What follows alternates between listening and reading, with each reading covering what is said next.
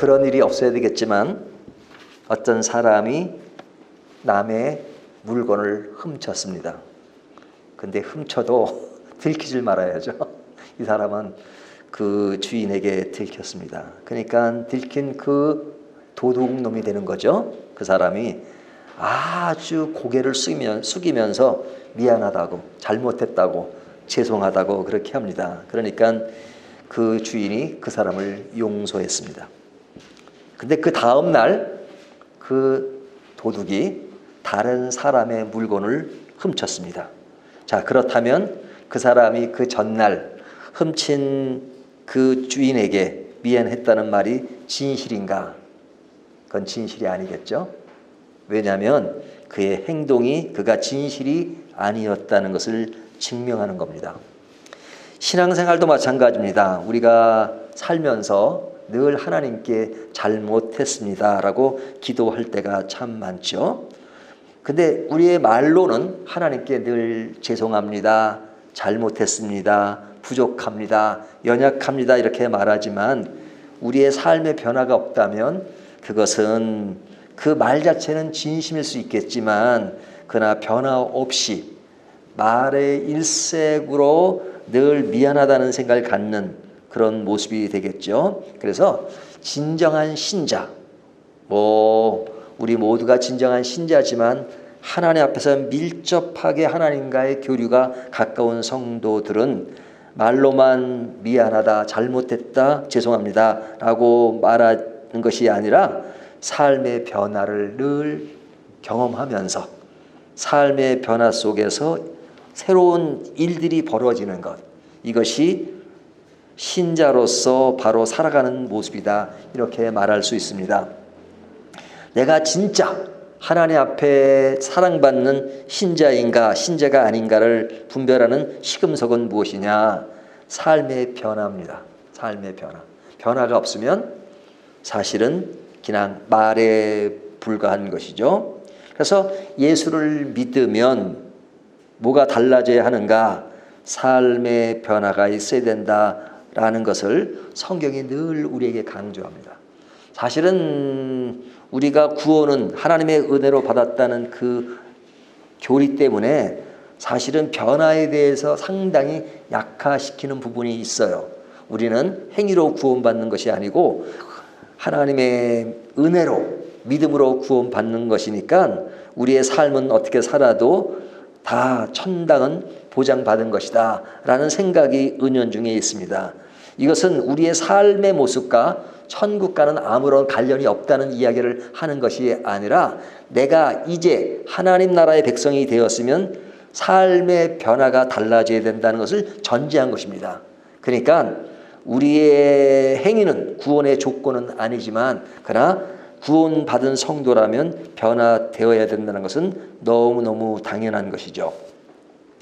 오늘 저희가 요나서 2장 1절 한 절을 읽었는데요. 이 2장은 요나의 기도입니다. 근데 그 기도 속에서 발견될 수 있는 것이 뭐냐면 그가 단순히 기도만 했느냐 아니면 삶의 변화가 일어났는가 하는 것들을 같이 생각하게 하는 본문입니다.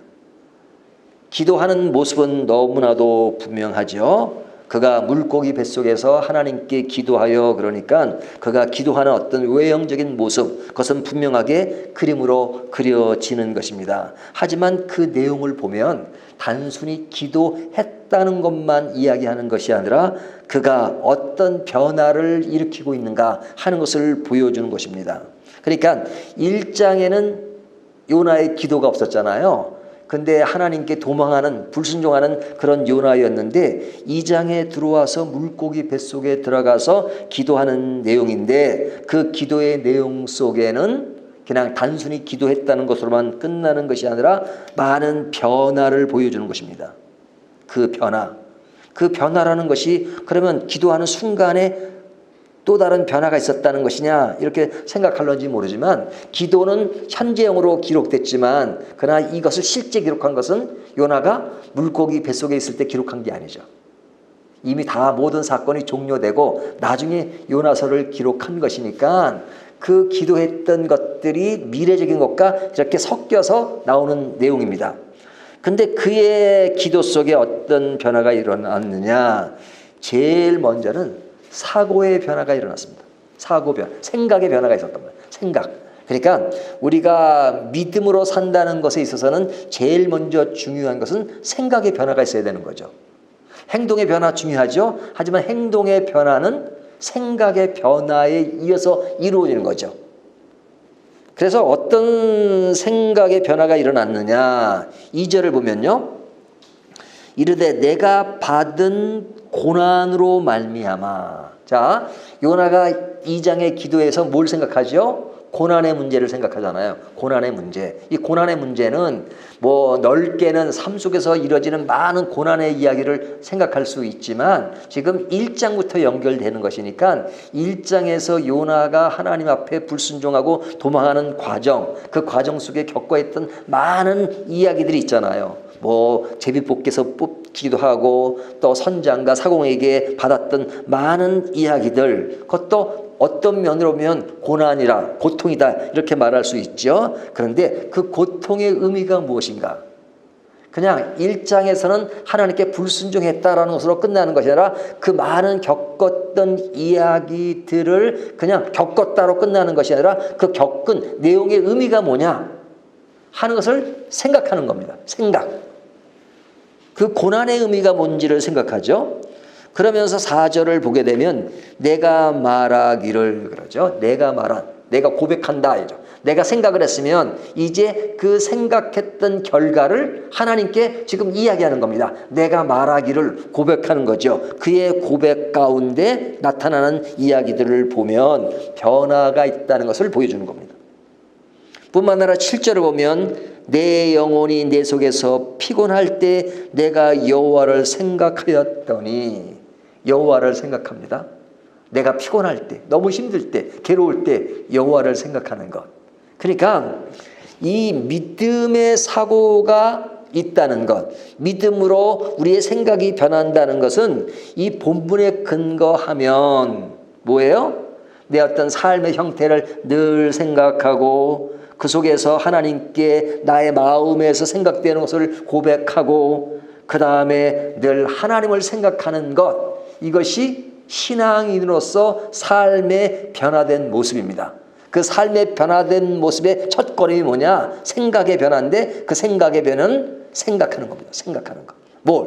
내가 겪는 것, 그리고 겪은 것을 가지고 하나님께 고백하는 것, 그리고 그 모든 것들을 여호와 안에서 생각하는 것, 하나님 안에서 생각하는 그것입니다. 이것이 굉장한 변화예요. 왜 변하냐? 요나서가 1장, 2장, 3장, 4장이 있는데 지금 2장의 기도가 1장과 확연하게 비교되기 때문에 그렇습니다. 1장에 도망갈 때는 그는 하나님을 생각하지 않습니다. 그러면 1장에서는 선지자가 아니었나요? 1장에서도 선지자였잖아요.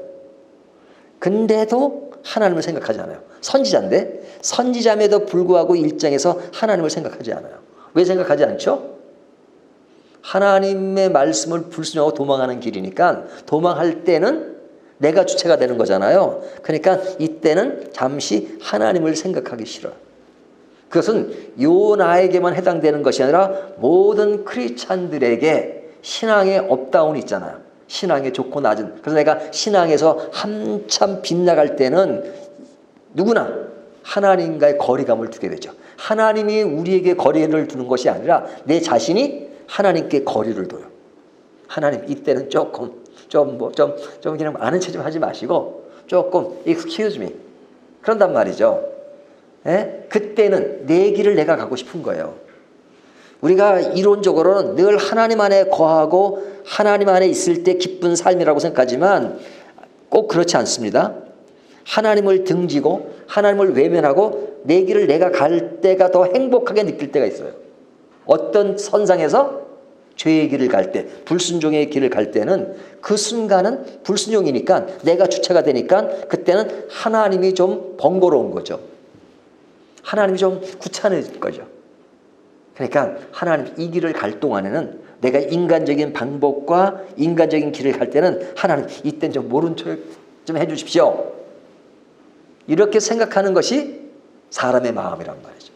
어떤 사람? 예수를 안 믿는 사람은 당연한 것이고, 예수를 믿는 우리들도 내 길을 내가 갈 때는 하나님께 그런 마음을 드러내요. 요나가 그러고 있잖아요. 요나가 당대 굉장히 신앙이 좋은 선지자였고, 그리고 괜찮은 선지자였습니다. 그리고 당대 스타 선지자였어요. 그럼에도 불구하고 그가 하나님을 불순종할 때는 그에게 기도가 없었다는 거죠. 뭐 기도가 없었다는 것은 전혀 기도 자체를 안 했다는 얘기는 아니겠죠. 뭐 식사기도 안 했겠어요. 그 당시나 지금이나 식사할 때 기도하잖아요. 우리가 습관적으로 하는 기도 다 하잖아요. 기도는 있었겠죠. 하지만 그의 삶 속에 기도가 담고 있는 신앙의 그 충분함, 그런 것이 그냥 내용이 없어진단 말이죠. 근데 그가 그랬던 그가 많은 어려움과 고난을 겪고 지금 물고기 뱃속에서 가장 처절한 상에 들어갔을 때 그는 기도하는데, 그 기도의 내용 속에는 제일 먼저 그런 생각의 변화가 일어났다는 거예요. 그래서 이런 생각의 변화가 일어나면, 그것이 잘 정착이 되면 삶의 변화로 바뀝니다. 그래서 요나서 3장을 보면 1절, 여호와의 말씀이 두 번째로 요나에게 임하니라 이르시되 하고 하나님이 명령하십니다. 일어나 저 큰 소금리로 가라, 뭐 이렇게 얘기하니까 3절에 보면 요나가 여호와의 말씀대로 그러죠. 그러니까 3장 3절에 보면 요나가 하나님께 순종하는 길은 너무 간단해요. 여호와의 말씀대로 일어나 니느웨로 가니라 그러죠. 그러니까 이 순종의 길은요 굉장히 심플합니다. 3장 3절이 우리에게 주는 의미가 뭐냐면, 여호와의 말씀대로 일어나서 니느웨로 가니라, 이걸로 딱 끝나버려요. 말씀대로 갔다 끝나요. 하지만 1장에서 요나가 불순종할 때 모습을 보면 굉장히 복잡하죠. 1장 3절을 보면, 그러나 요나가 여호와의 얼굴을 피하려고 일어나 다시스로 도망하려 하여 욥바로 내려갔더니 마침 다시스로 가는 배를 만난지라 여호와의 얼굴을 피하여 그들과 함께 다시스를 가려고 뱃삭을 주고 배에 올랐더라. 1장 3절은 불순종의 길이에요. 불순종의 길은 굉장히 복잡해요. 그리고 인간이 머리를 써야 되고 여러 가지 상황을 만들어야 되니까 굉장히 복잡해요. 그리고 인간의 지혜와 지식과 이런 것이 총동원돼야 돼요. 하지만 순종은 간단합니다. 3장 3절에 보면 여호와의 말씀대로 니느웨로 가니라. That's all. 끝이에요. 그래서 믿음대로 사는 사람들은 단순하게 사는 겁니다. 사실 우리가 생활하는 영역에 있어서 뭐 문학적이든 예술적이든 또 뭐 음악이든 뭐 어떤 분야 전체를 포함해서 제가 지금까지 느끼는 것은 뭐냐면요, 고수가 되면 고수의 경지는 복잡한 게 아니더라고요. 그러니까 복잡하고 막 하는 것이 뭐 예술적이고 문학적이고 그런 게 아니라, 고수일수록 그것을 단순화시키고 단순하면서도 사람의 마음을 아주 이렇게 변화시키고 감동을 주는 것, 이런 것이 늘 사람들에게 높은 것으로 인정이 돼요. 그러니까 신앙도 마찬가지인 것 같습니다. 신앙도 막 복잡하고 뭐 생각이 많고 뭐 그냥 다변적인 그런 것이 신앙이 좋은 것이 아니라, 진짜 신앙이 좋은 것은 심플, 굉장히 단순합니다. 어떻게 단순하냐? 여호와의 말씀대로 가니라. 여호와의 말씀대로 가지 않는 사람들은 뭐 좀 해석이 많아요. 붙여야 될 것이 많아요. 왜? 하나님 반 나 반 해야 되니까. 하나님을 버리지는 않으니까. 하나님 믿지 않는 건 아니니까 하나님 반 내 반, 나의 것 반. 그러니까 내 생각을 잡다하게 늘어나야 되니까 뭐 복잡하죠. 뭐 많아요. 이론도 많고. 하지만 하나님이 진짜 우리에게 원하는 것은 too simple. 그냥 하나님이 명령하신 대로 가니라 이거죠. 그래서 2장에서의 요나의 그 사고의 변화가 행동의 변화로 일어날 때는 굉장히 단순하게 이루어지고 있다는 것. 그 단순은 뭐예요? 그냥 삶의 변화예요. 우리가 신약에 오면 삭개오라는 사람이 나오죠. 이 사람이 당대 사람들에게 상당히 안 좋은 모습을 보였죠. 세리로서. 근데 그가 변화될 때 복잡했습니까? 그냥 예수님 보려고 그냥 뽕나무에 올라갔잖아요. 예수님 보시고 삭개오야 내려와라. 그러니까 삭개오가 한 말은 내가 잘못했습니다. 내가 잘못한 모든 것들을 배상하고 그러겠습니다. 이거잖아요. 뭐 그렇게 복잡하지 않아요.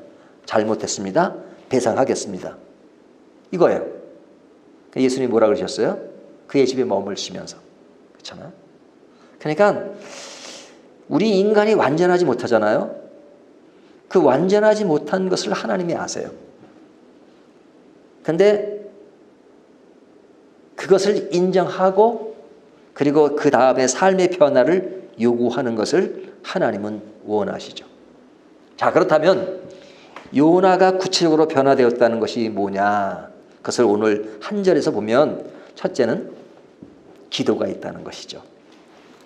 불순종의 자리에서 순종의 자리로 옮겨왔다. 이것은 기도가 있느냐 없느냐입니다. 기도라는 것은 그냥 형식적인 기도 말고 습관적인 기도 말고 식사할 때 그냥 무조건 고개 한번 숙이고 밥 먹는 그런 거 말고 진짜 기도하는 삶, 기도하는 생각, 기도하는 마음 그 자리로 옮겼다는 거죠. 모든 삶을 기도로서 생각하고 기도로서 결정하고 기도로서 자리 잡는 것. 그러니까 실제적인 기도가 있었다는 겁니다. 그러니까 두 가지예요. 기도라고 하는 것은 그냥 나는 기도하는 삶이야. 그러니까 실제 기도는 하지 않으면서 내 자체가 삶이 기도하는 거 이게 아니고 실제 기도하는 모습과 더불어서 후자가 있는 거죠. 그러니까 사실은 저는 신학교 다닐 때는 사실 후자 쪽에 너무 강조를 둬가지고 실제 기도하는 것은 좀 약했던 것 같습니다. 지금도 그것이 약해요. 그래서 제가 내일 그게 핸디캡이에요. 근데 실제로 무릎을 꿇고 기도하는 것이 굉장히 중요하다. 하지만 그 내용은 반드시 있어야 된다 하는 두 가지의 균형. 그러니까 실제로 무릎을 꿇고 실제적으로 그 기도의 삶이 있는 것. 그러니까 이것 중에 한쪽으로 기울어지면 안 되는 거죠. 기도는 있는데 삶은 엉망이야. 삶의 변화는 없어. 첫 번째 예를 든 것처럼 미안하다고 하지만 미안한 그런 행동을 또 해. 그거는 기도는 있지만 삶의 변화가 없는 것이죠. 또 어떤 사람은 그런 생각은 하지만 실제 기도하지 않아요. 그래서 오늘 본문에 보면 이렇게 나오죠. 2장 1절 요나가 그렇죠? 물고기 뱃속에서 그의 하나님께 기도한다는 것은 실제 기도하고 있다는 거잖아요. 누가? 요나가 스스로가. 어떤 사람은 기도하지 않고 늘 기도만 해달라는 사람이 있어요. 본인은 기도하지 않으면서 저를 위해서 기도해 주세요. 근데 본인이 기도하지 않으면 아무것도 아니죠. 요나가 실제로 자기 스스로가 기도하는 것이죠. 그러니까 1차적으로 기도는 자신과 하나님과의 관계입니다. 우리가 어려울 때 기도 부탁도 하고 목사에게 기도 부탁하지만 여러분 목사라고 해가지고 뭐 특별한 게 아니잖아요. 저는 어떨 때 제일 곤란하냐면요. 아프신 분들이 기도해달라 그래요.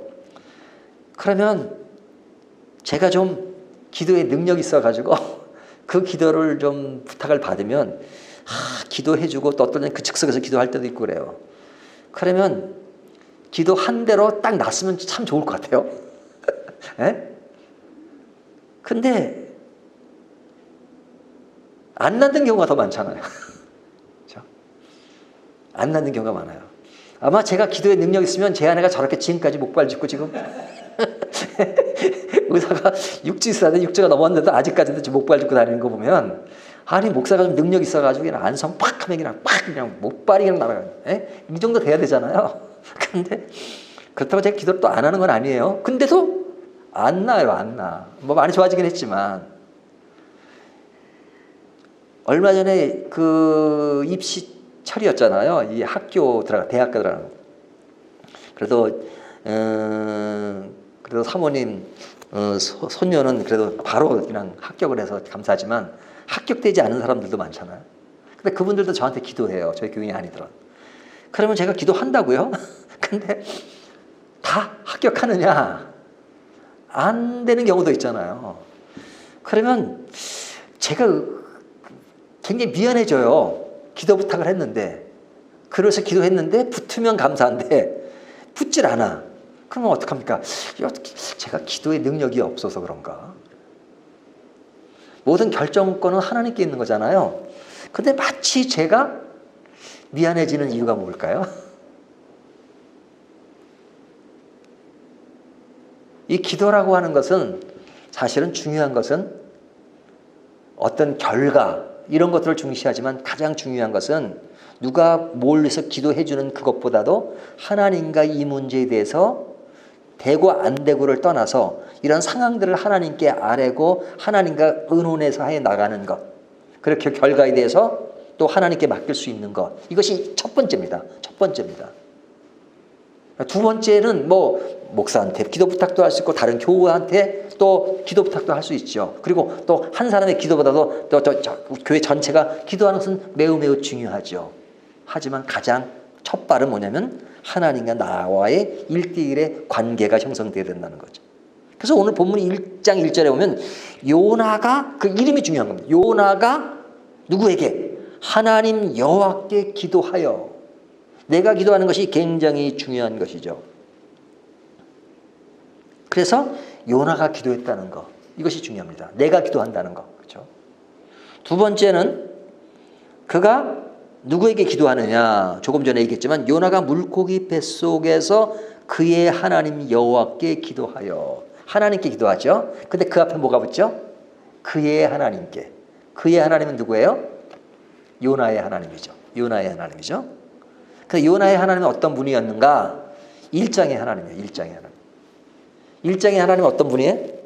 요나가 불순종할 때 그냥 가만히 내버려 두신 분이 아니고 그냥 큰 폭풍과 또 막 배가 거의 깨어지기 일보 직전의 상황들을 보여주는 게 1장이잖아요. 그러니까 요나 입장에서 보면 1장의 이야기가 뭐 단순하게 1장 1절에서 17절로 기록이 됐지만 그 안에 인간이 겪어야 되는 하나하나를 보면 그게 쉬운 일이 아니었죠.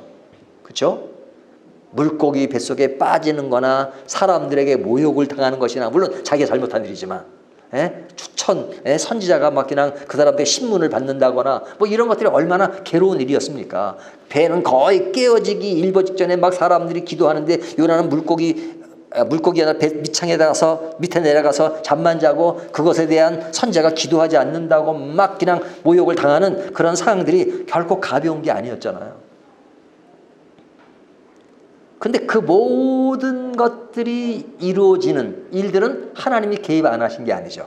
하나님이 개입하신 거잖아요. 그러니까 하나님이 어떨 때에는 나에게 항상 충분하고 좋은 것으로 주시지만 내가 불순종할 때는 나에게 해초리를 드시고 몽둥이를 두시고 그리고 어려운 상을 맞게 하잖아요. 근데 어려운 상을 맞게 하면 하나님은 나의 하나님이 아닌 것처럼 생각할 때가 있잖아요. 하지만 요나는 지금 누구에게 기도해요? 그의 하나님. 그의 하나님은 어떤 하나님이요? 일장의 하나님이죠. 일장. 요나서 일장의 하나님. 일장의 하나님은 요나에게 별로 그렇게 썩 반가운 모습은 아니었습니다. 너무너무 힘든 상황이었습니다. 그 힘든 상황에 놓여 있을 때는 내가 잘못했음에도 불구하고 하나님이 나에게 좋지 않은 환경을 만들면 하나님을 원망할 때가 많잖아요. 하나님을 원망할 때가 많죠. 내가 잘못했음에도 불구하고. 왜 하나님 나한테 이런 시련과 고난과 고통을 주십니까? 그런데 2장에 와서는 하나님께 기도해요. 어떤 하나님? 자기 입장에서 고통의 하나님, 고통을 주는 하나님께 원망하는 것이 아니라 그의 하나님께 기도해요. 그러면 그의 기도 가운데 내용은 뭡니까? 하나님 나한테 왜 이렇게 어려운 시련을 주셨습니까? 그게 아니잖아요. 그 1장에 겪어야 했던 그 모든 일들을 해석하는 게 달라진 거예요. 해석하는 게 달라진 거예요. 근데 그 해석하는 것이 달라질 수 있도록 하나님이 뭘 예비하셨느냐? 물고기 뱃속을 예비하신 거죠.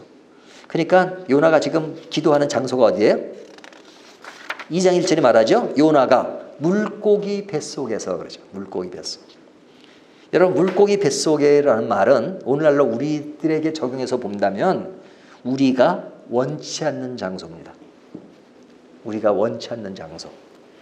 우리가 신앙생활을 하다 보면 우리가 늘 원하는 장소만 있는 것이 아니에요. 원치 않는 장소에서 우리가 기도할 때가 있어요. 근데 그 원치 않는 장소를 누가 주신 겁니까? 하나님이 주신 거예요. 그러니까 하나님은 늘 우리가 원하는 장소, 하나님 내가 좀 멋있게 살기 위해서 집도 한 200평 되는 집에다가 호화찬란한 집에다가 차는 최고 좋은 차에다가 이런 걸 주십시오. 그래서 그런 기도를 하면 다 되면 얼마나 좋겠어요. 하지만 어떨 때는 좋은 걸로 주실 때도 있지만 어떨 때는 뭐 그냥 내가 원하는 수준 이하의 것을 주실 때가 있잖아요. 뭐 내가 원하는 이하 수준이 아니라 아주 생각지도 않던, 그렇죠?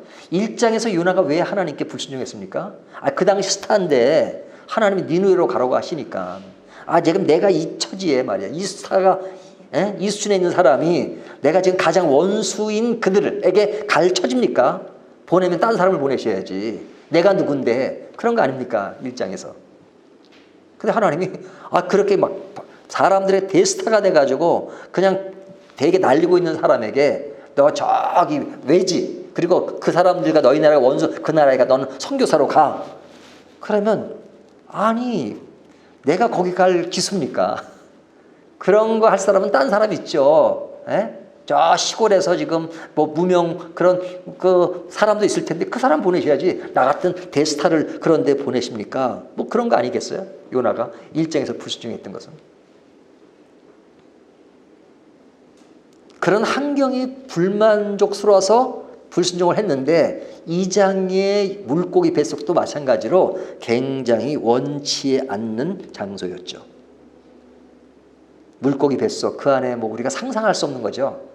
뭐 이런 것 때문에 뭐 예수를 믿을 수 없다는 사람도 있죠. 이런 사건들이 어떻게 실제 일어날 수 있느냐 그러는데, 뭐 물고기 뱃속을 우리가 상상을 한다면 뭐 캄캄한 거, 뭐 빛이 있었겠어요. 뭐 비린내 나고 뭐 그냥 그 안의 상황이 경험을 안 해봐서 모르겠는데 굉장히 처절한 것이 아니겠어요. 근데 외적인 환경은 굉장히 처절한 것이지만 다른 면으로 생각하면 그것은 너무너무 아름다운 것입니다. 왜 아름다운 것이에요? 하나님이 주셔서 아름다운 것이에요. 첫 번째는. 두 번째 아름다운 것은 뭐냐면 요나가 기도가 없던 자에게 기도하게 만든 장소이기 때문에 아름다운 것입니다. 물고기 뱃속은 요나를 기도하게 만든 장소예요. 기도는 아름다운 것이잖아요. 왜 아름다운 것이냐? 하나님과 대화하는 것이니까. 대화를 내가 거절했는데 거절한 나를 하나님이 다시 받아들이고 나에게 기도할 수 있는 장소를 마련해 주셨어요.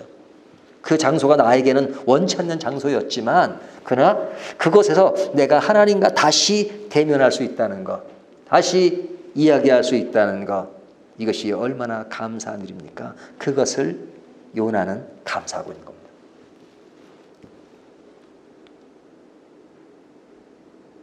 그런 의미에서 2장 1절은 요나가 물고기 뱃속에서, 그것이 강조되고 있어요. 그의 하나님 여호와께 기도하여. 여기서 가장 중요한 것은 기도한다는 겁니다. 제일 마지막에 기도하여 그러죠. 실제로 무릎을 꿇을 때 아름다운 것입니다. 삶의 기도가 있어야 되지만 실제로 무릎을 꿇는 것이 없으면 하나님을 속이는 것입니다. 아르헨티나의 유명한 부흥사 루이스 팔로우라는 사람이 있습니다. 이 사람이 그 빌리그람 목사님처럼 이렇게 대형 집회를 하고 다니는 분인데요. 제가 영국에 있을 때 그분이 그 영국의 큰 체육관에서 한번 집회하는데 저도 가본 적이 있었거든요. 사람들이 엄청 모이더라고요. 몇만 명씩 모여요. 루이스 팔로우 또 그분이나 빌리그람 목사 이런 분들 같은 그런 계통의 부흥사들이죠. 근데 이분이 책을 참 많이 냈어요. 근데 그분이 어떤 책에 이런 내용이 있더라고요. 어떤 사람이 그분에게 찾아와서 제가 좀 기도를 하고 싶은데 기도가 잘 안 됩니다. 기도에 대해서 좀 가르쳐 주십시오. 기도를 좀 알고 싶습니다. 예수님의 제자들이 예수님께 그런 이야기를 했던 것처럼 기도를 어떻게 배울 수 있습니까? 그러니까 그분이 아주 유명한 말을 했어요. 기도를 배운다는 것은 마치 자전거를 타는 것과 같고 수영을 하는 것과 같습니다. 자전거를 실제로 타보기까지는 자전거를 배울 수 없고 수영을 실제로 해보기 전까지는 수영을 배울 수 없는 것처럼 기도를 실제 해보기 전까지는 결코 기도를 배울 수 없습니다. 기도에 관해서는 말할 수 있지만 기도를 해보지 않으면 결코 기도를 배울 수 없습니다. 기도의 이론도 중요하지만 먼저 무릎을 꿇는 것이 중요합니다. 이런 얘기를 했어요. 우리의 삶 속에 실제로 기도한다는 것이 얼마나 중요한 것인가 하는 것을 생각하게 합니다. 요나의 변화는 기도 없는 인생에서 기도 있는 인생으로 변한 것입니다. 기도 있는 인생이란 하나님과의 관계가 이루어진 것이고 대화가 주어진 것입니다. 내 마음대로 내가 살겠다는 것이 아니라 이제는 하나님의 마음을 알고 하나님의 뜻대로 살겠다는 것입니다. 이런 마음을 가지고 이런 생각을 가지고 그리고 이것을 실천해 나가는 삶, 여정, 그것이 믿음의 사람들이 가는 길입니다. 교회의 역사는 기도하는 사람들에 의해서 변화된 것입니다. 그렇다면 오늘 이 말씀을 가지고 저 자신에게 다시 한번 생각해 봅니다. 나는 과연 기도하는 인생의 삶을 살고 있는가? 외형적인 기도는 있지만 그러나 실제 내 마음속에 영혼 깊은 곳에 하나님과의 그 깊은 영적 교류가 있는 것인가? 그 안에서 오늘도 내일도 모레의 길을 계획하고 있는가? 그 안에서 지금의 삶을 하나님의 기준 속에서 판단하고 있는가? 내가 큐티를 하지만 그 큐티가 그냥 공부를 하는 것이 아니라 하나님과 기도하는 삶 속에서 이루어진 것인가 하는 것을 생각하게 합니다. 우리에게 새로운 변화라고 하는 것은 이런 생각과 그런 삶의 변화 그리고 거기에서 새로운 신앙적 가치관을 형성하는 것 이것이 믿음의 길인 것을 오늘 본문이 보여주고 있습니다. 오늘 본문을 따라서 우리의 삶이 변화된 내일을 향해서 더욱더 강하게 나가는 저와 여러분이 되시기를 주님의 이름으로 축원합니다.